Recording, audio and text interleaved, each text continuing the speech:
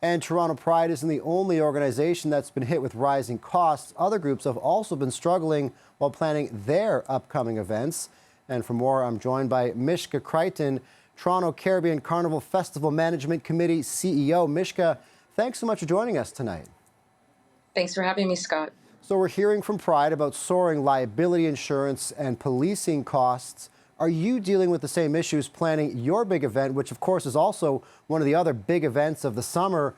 Walk us through your concerns leading up to the big event.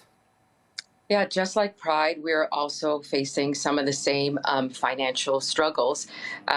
After the pandemic, we're pretty much seeing a completely different landscape in the event space. So we're seeing a 40% rise in so many of our resources that we need.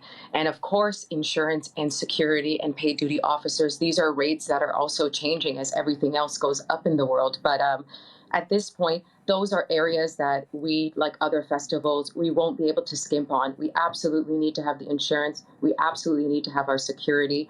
And it's things like that and some of the other resources that we're really trying to make sure that we hit this year. And we're asking the community and everybody who partakes in all of our festivals, the Toronto Caribbean Carnival, Pride Toronto, to make sure that they come out, they engage in our lead-up events, and they invest in the city and in the future of these events. Is there a reason that you're getting for a specific reason for these prices to jump so significantly, particularly with what we're hearing from Pride, so much in just 1 year?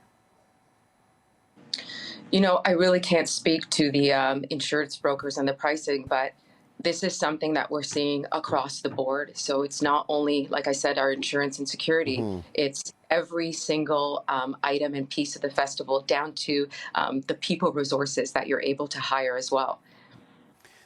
When you hear about Pride and when you see the price that you're getting from some of the vendors when it comes to insurance, policing, and as you said, other vendors as well, when you're trying to put on such a large scale event, what was your gut reaction when you saw these prices jump so significantly?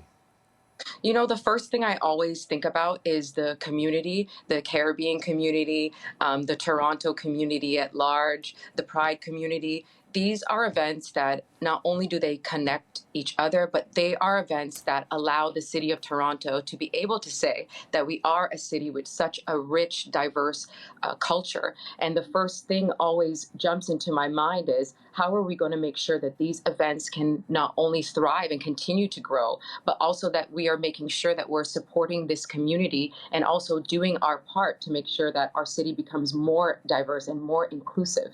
So when you're planning for this event, the big question is, are you going to have to scale back on any programming? Or at this point, are you looking for any additional funding commitments to put on the event the way you want to put on the event? At this point, we're not scaling anything back. You know, the Toronto Caribbean Carnival is a festival where there are our staple events that everybody looks forward to, and we want to make sure that we provide to the community. That being said, we're having to look at our budget just like everybody else and figure out, where can we find some cost savings? Where can we focus a little bit more on our sponsors? Where can we lobby the federal, provincial, and municipal government to support these events a little bit more? Funding has been cut all across the board, including in some of the artistic grants. So all of these festivals, including us, are feeling those cuts. Your festival, of course, one of the biggest events of the summer, one of the most fun, one of the most colorful, all that kind of stuff. So hopefully it can go on just as you'd like it to go on. Toronto Caribbean Carnival Festival Management Committee CEO, Mishka Crichton, thanks so much for joining us tonight. Thanks so much, Scott. Hope to see you there. Should be a great time. It always is a great time. Thanks so much for your time tonight.